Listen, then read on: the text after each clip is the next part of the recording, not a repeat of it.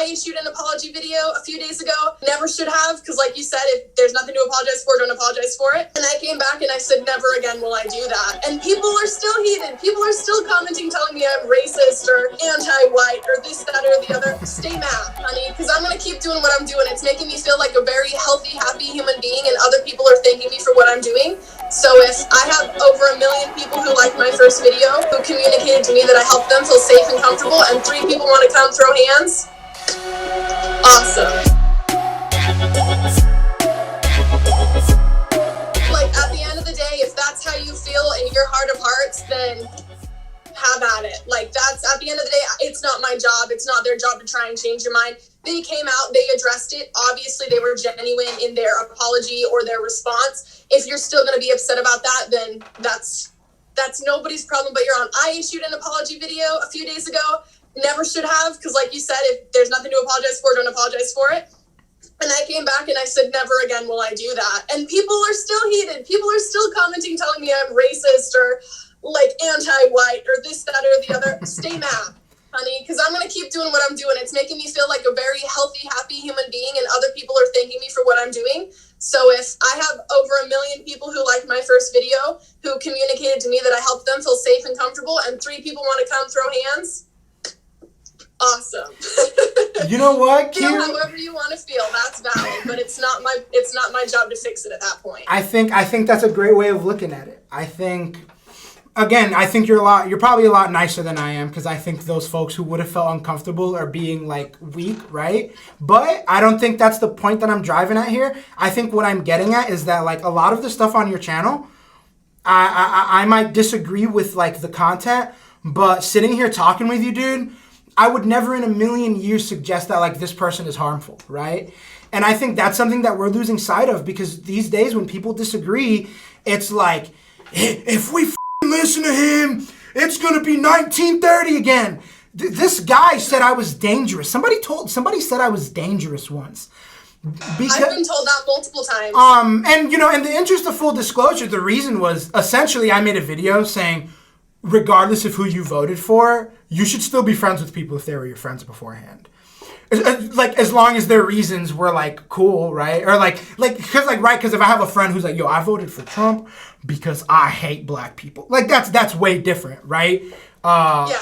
Also, that wouldn't be smart, because anyway, I'm not gonna get into that. But like that would be stupid, or not stupid, but that would be obvious, right? Like, I don't want to mess with you anymore because you're racist. What? But you know, a lot of people vote for people because of different reasons. And you know, I shared a video about it, and this dude was calling, or not this dude, many theater folks were calling me dangerous.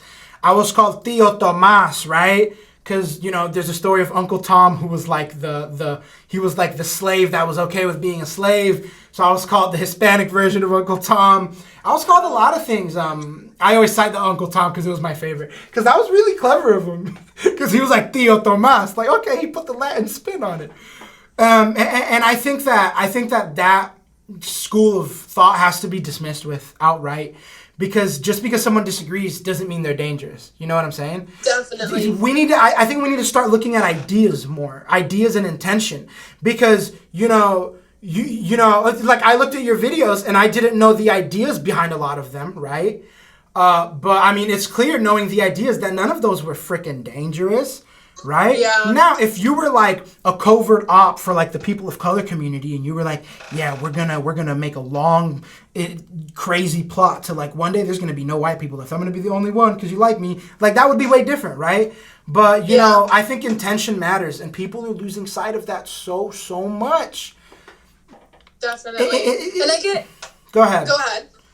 I get told, like, quite often, actually, that, like, my points of view are dangerous, or that I'm guilt tripping. That's my favorite one to get, and I'll explain why. Nowhere in my videos do I say anybody has to do what I'm saying or anybody has to listen to what I'm saying. I'm asking questions because I personally want to know. If you feel guilty based on the content that I'm sharing, it's okay. Keep swiping. Take care of your mental health.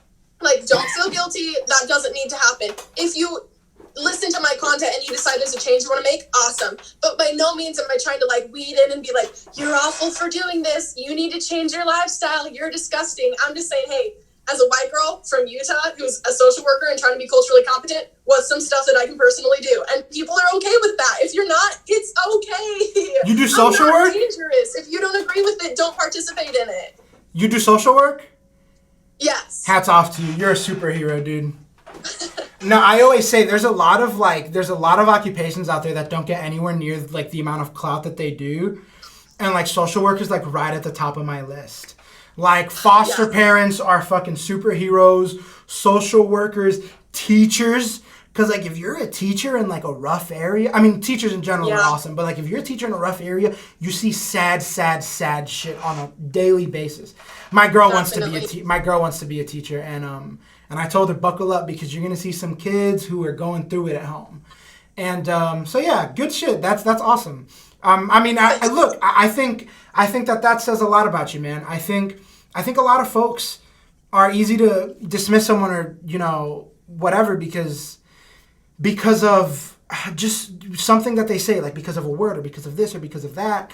And I'm guilty of it. I've freaking done it. You know, I watch and laugh at like snowflake compilations, right? But I think intention matters.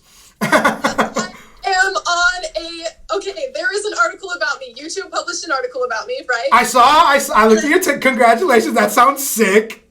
I went back, or did I say YouTube? I meant Yahoo News. Yahoo News. And In the Know both published the same article about me, and I was like, hey, that's awesome, because they focused more on the fact that I was trying to be respectful than the fact that I was like a snowflake, right? But my favorite thing is I went to find that article again because I wanted to send it to a family member, and I can't remember. I think it's called like I don't know. There is a hardcore red, like conservative, website that published an article about me, and it says dumb woke girl asks about how to style her own hair, and I lost it. I cracked up so hard because I was like, people are writing articles about me. It's just getting me more healthy attention. If people want to hate on that, that's fine. But at the end of the day, like, I would rather ask a question and have people come at me and be like, hey, that was kind of a silly question, and be like, all right, then navigate life and have people be like, whoa, rude, offensive, not okay. I mean, yeah, I think that's smart. And also, like, yeah, you're absolutely right. Look, there's no haters. My brother put it best. He says, haters are your number one fans. Haters are going to be the first ones on there, first one disliking, first ones commenting. They're going to be the first ones getting that algorithm nice and hot for you, right? Yep. So all the people who need to see my content will get to see it. Yeah, no, and I think people lose sight of that. I think haters really lose sight of that. It's so funny. I've only recently gotten into like this, you know, making videos and stuff, and it's because I see it way differently now. I see, and I'm sure in the past couple days you've gone, whoa, wait a minute, there's something here, right? And like, so people, I've noticed that people, when you're just a consumer, you don't think about it. You don't think about it. So you're just like, I hate you. And it's awesome. It's like, can you tell me about why you hate me? Can you elaborate? That's my favorite. Because I tell people, I'm like, I'm to the point now where if somebody says something hateful, I'm like, shoot me a DM. And there's no talk back. They don't want to come talk. They don't want to send a DM. They would rather post, I think you're ugly, stupid, and smelly. And then, like, see how many likes they can get, rather than saying, like, hey, I think what you're doing is actually problematic. Let me call you on that. If we want to have a conversation like that, awesome. Call me on it. But if you want to just comment that you think I'm stupid, keep boosting my algorithm. Thank you.